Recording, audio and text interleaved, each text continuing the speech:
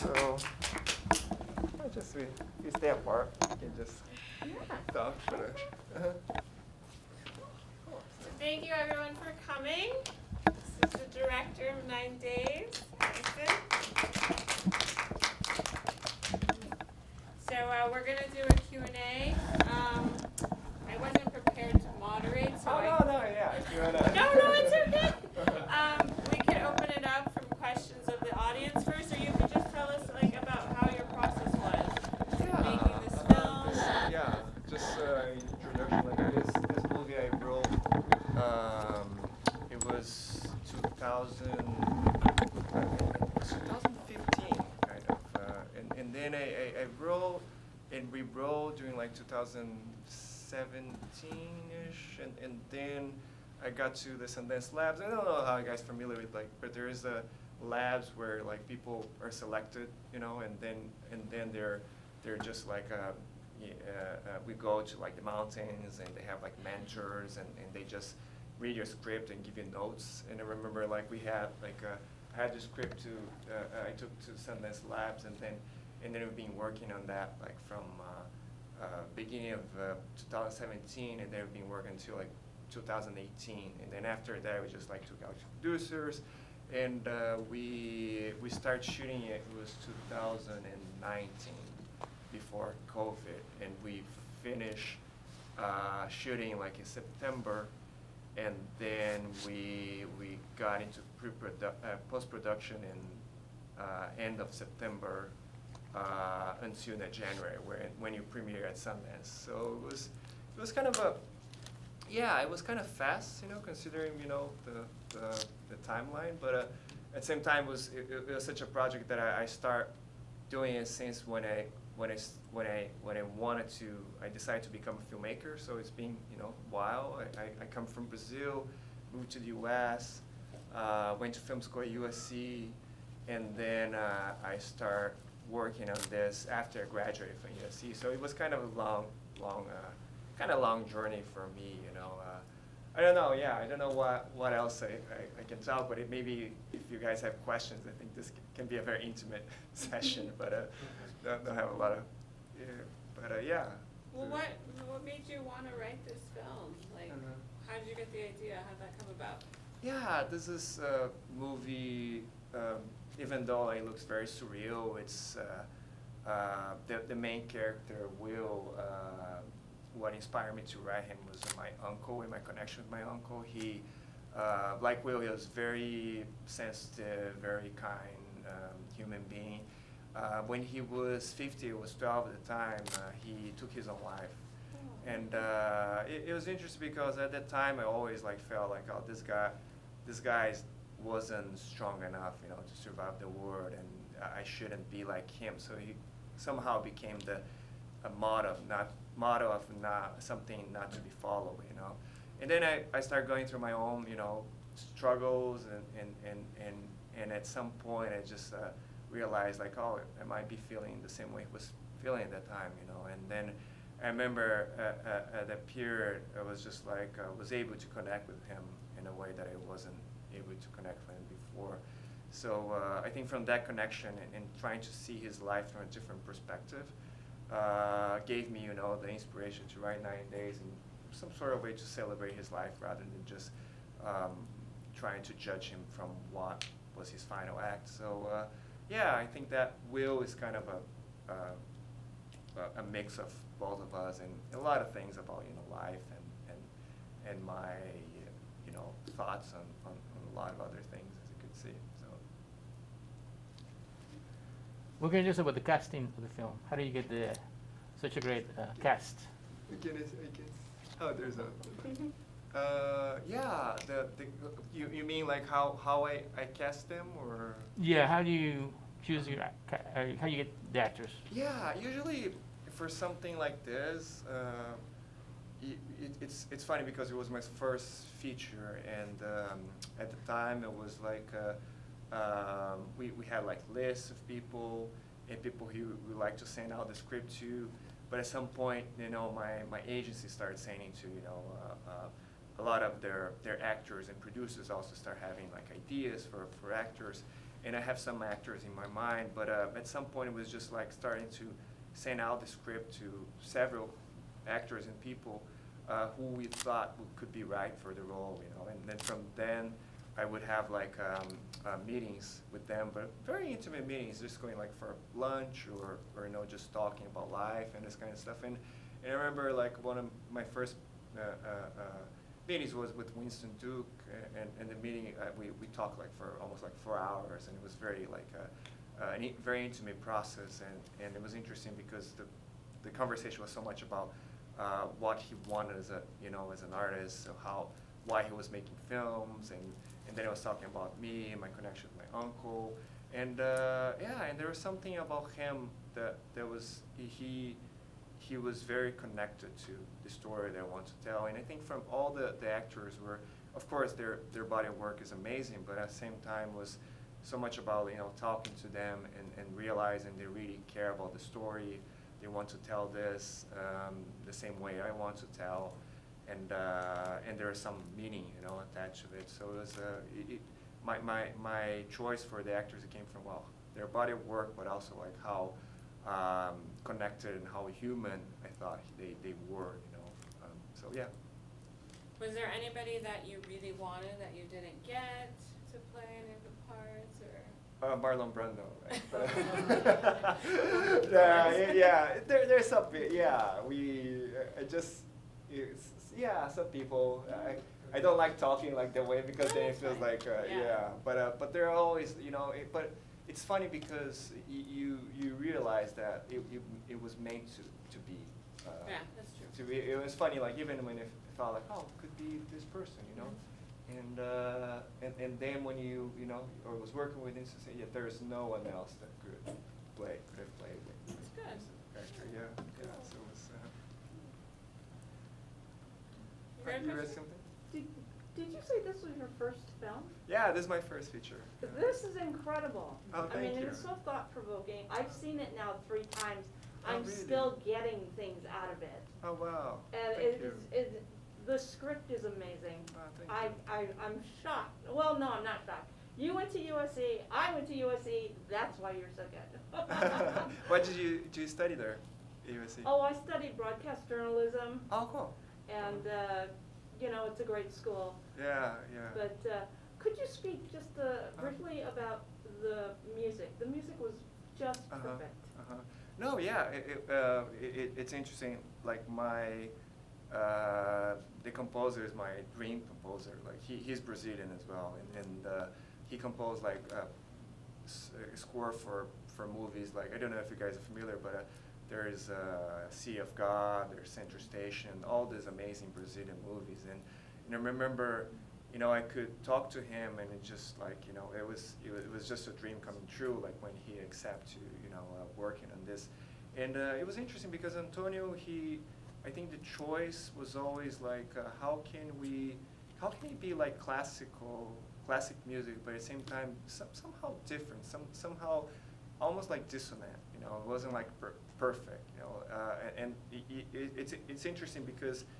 You feel like, okay, this is, I think something Antonio always he jokes about is just like he doesn't like happy songs, you know. So it's not like just about, you know, songs that are perfect, that make you feel something like, oh, this joy and thing. But there is a lot of dissonance in the way he composed. There is very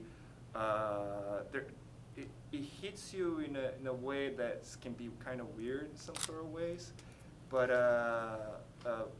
it's beautiful.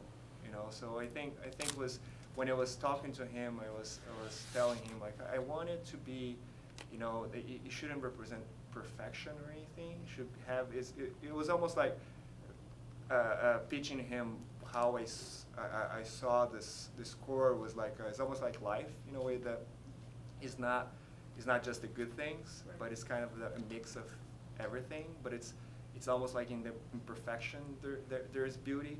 And then Antonio is great on that in trying to create sounds with things that are not necessarily there. They are not the obvious beautiful choice. It's something that's beautiful, but it comes from some things that are not you're not so used to here. And I remember, yeah, and it was so brilliant in a way, like how he composed the songs and how he was just like he's a genius in my opinion. He was like just like composing very quick, and then later we just like started having conversations. But yeah, the process was a lot of fun with him. Yeah.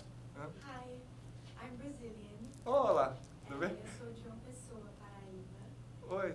And for me, the movie made me reflect so much in my religion, spiritism.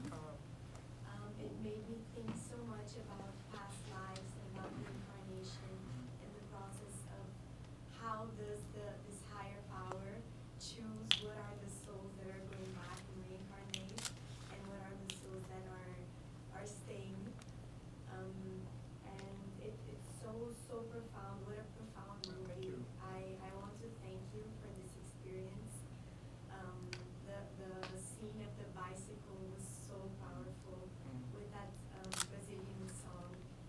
So beautiful. Oh, thank you. Congratulations. What a beautiful movie. Thank you so much. Thank you. I think it makes you think of so many moments in your life. It's like it's almost like a visual poetic therapy. You know? Yeah. Some people said, I read someone saying like, oh, this is better than going to therapy or something. Yes. Which I thought was funny, yeah. It's making me think of so many deep things.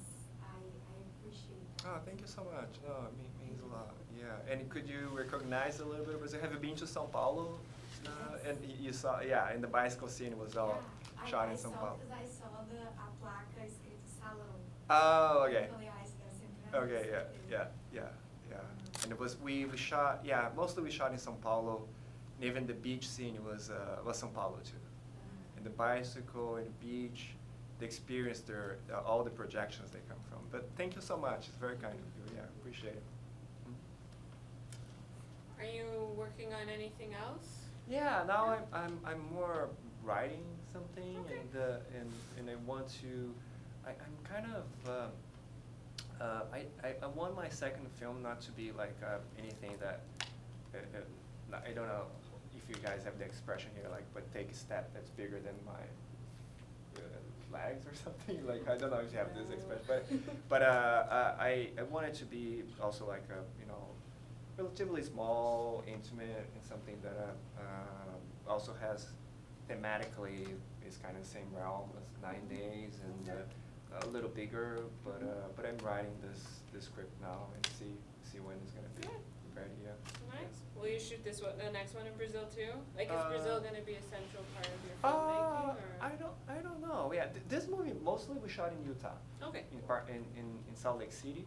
And then the only shots that we shot in Brazil were the ones that goes in the TVs or the projections. Okay. But yeah, that's an interesting question. Yeah, I think there's something about, you know, the texture that Brazil can offer. You know, I think people are not used to see that True. on the big screen. So Yeah. yeah, that'd be cool. Did you always have the idea of using the VCR on like old technology as a way to show the images, or how did you come to that? Oh yeah, that was. I think the motif was pretty much. I was imagining that Will, when he died, he got imprisoned in the period of time that he lived in, so it's kind of almost like prisoner of that, you know, past. And so I imagine like, most probably he died like in the 80s, so everything in the house reflect that period of time. It's almost like until that point, you know. So for example, the house we had thematically, we just like we tried to create like the rooms and bedrooms based on a period of his life, you know. So for example, the kitchen would represent like kind of childhood, and then the projection room would be like middle school or something.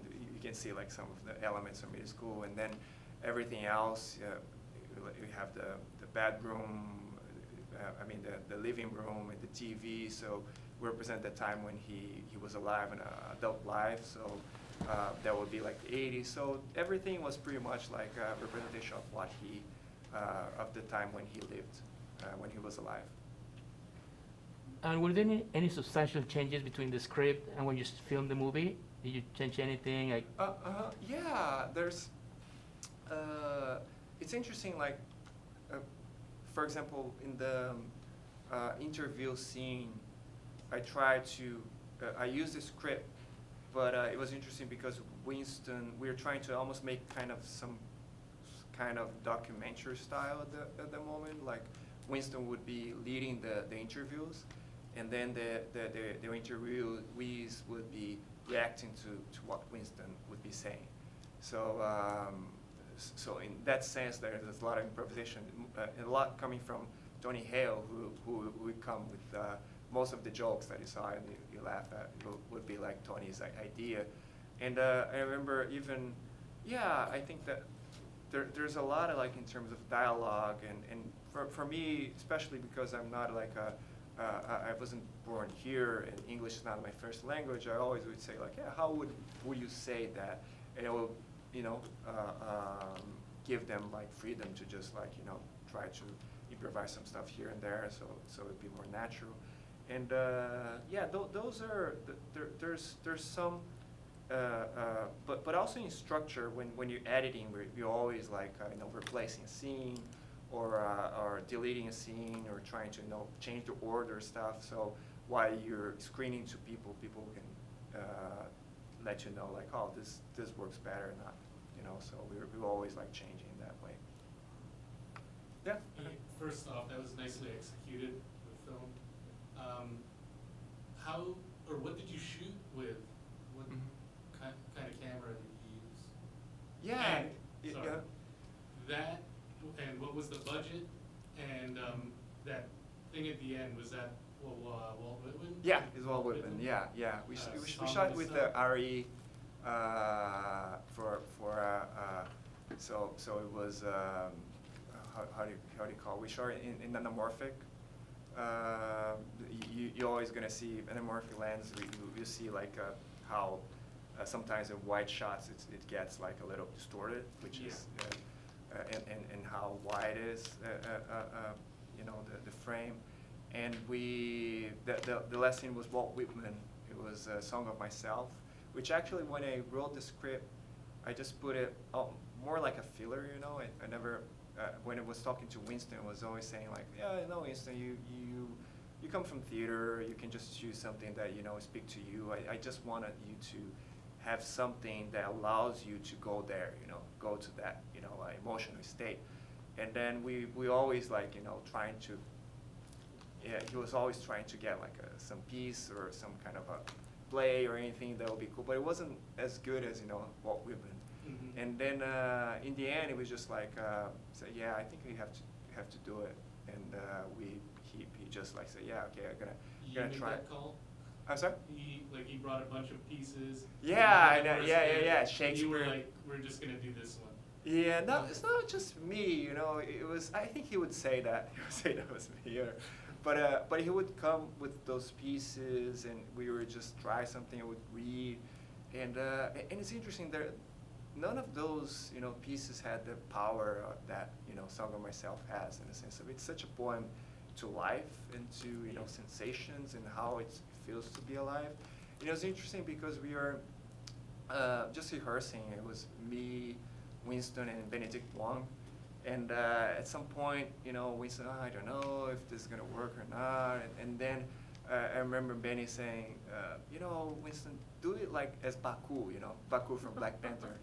And then it's like, no, yeah, do it as Baku. And then he started doing as Baku, and somehow the persona just helped him, go through the whole poem. And it was so powerful, amazing how using that character helped him just like shape the poem while he was just saying it.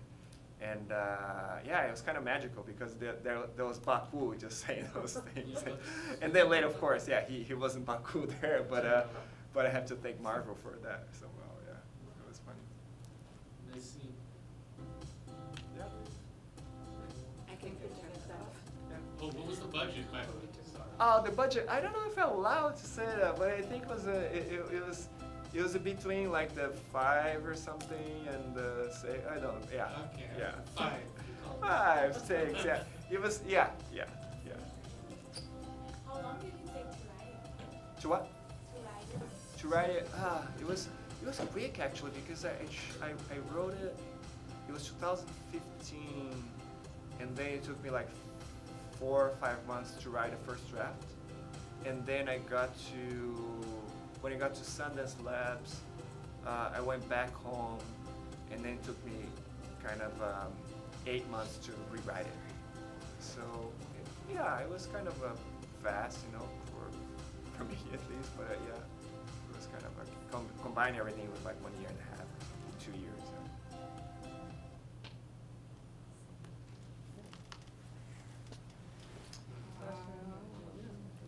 Why'd you choose USC Film School?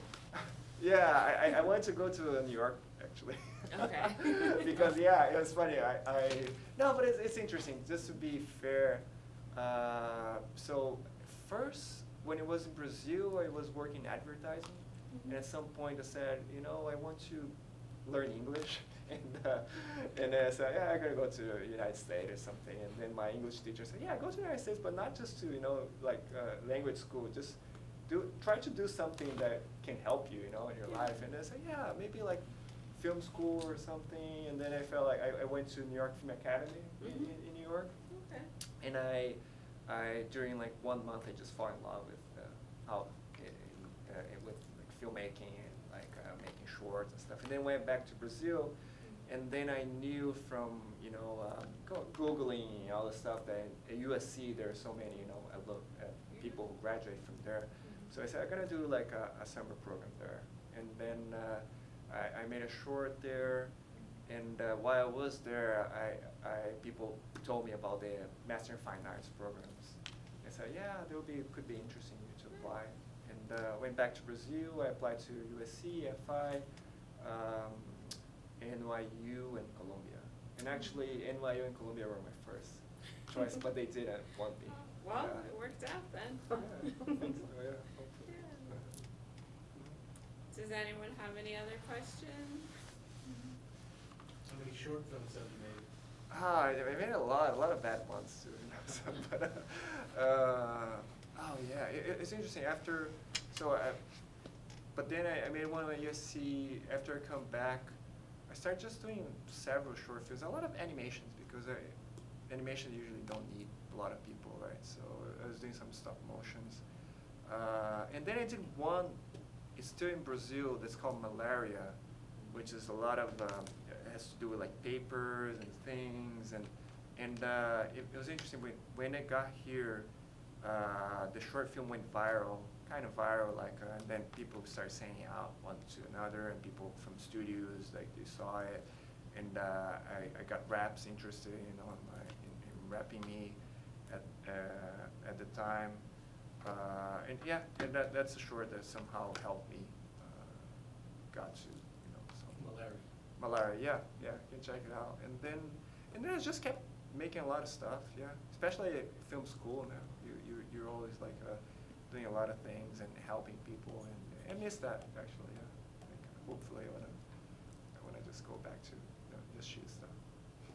Was the process of writing very sentimental for you? Would you have times that you're like, okay, I need to take a break from this because you're accessing all of 100%, these feelings? 100%. Yeah, no, it's tough. Even now, I'm writing something that has to do with trauma, has to do and then sometimes what I try to do is just like I go and try to imagine how that person feels in that situation. And somehow I'm not an actor, but I kind of try to mimic what actors do in a way, like how would it feel? And sometimes I cry and I really feel angry, and I remember while writing 9 Days is kind of the same. It's just I was accessing stuff that it's not the most pleasurable, and then what helped was when it was in that space, and I would always help like go for a run, and I love dancing as well, and dancing was some kind of my therapy too. I would just dance with friends and do therapy too, which helps. But but yeah, it's kind of. Are you a writer as well? I'm trying to write a script also about my family now. That is in Rio, the story. And Interesting. it's very hard because it involves that and a lot of past trauma of my family. But I think it's a story that needs to be told. That So- yeah, that's a great, I think it's so inspiring saying that, because I think those are the best stories, like when you feel like this story needs to be told.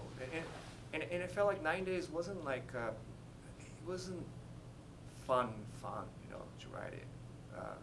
But it was somehow, I felt like I need to do it. And if I don't, I think it's wrong, And it's almost like a calling somehow.